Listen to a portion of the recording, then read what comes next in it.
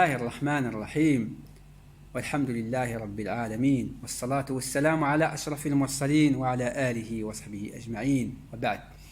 الوقفة الرابعة مع أبي الحسن الأشعري رحمه الله، وحاجة الأمة إلى هذا الرجل العظيم.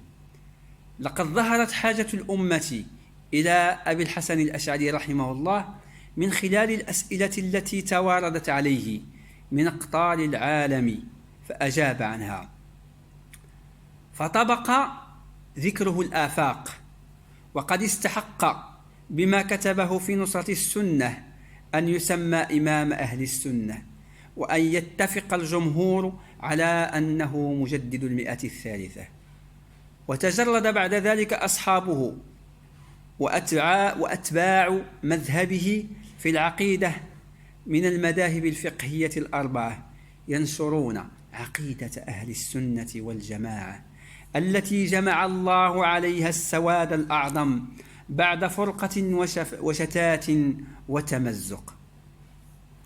وقد خلف الإمام الأشعري رحمه الله مكتبة كبيرة في الدفاع عن السنة وشرح العقيدة،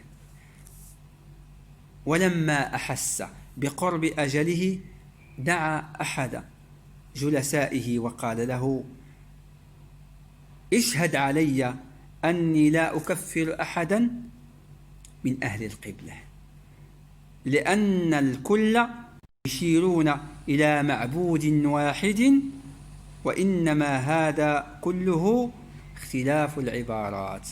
توفي رحمه الله سنة 24 و300 للهجرة، ودفن ببغداد،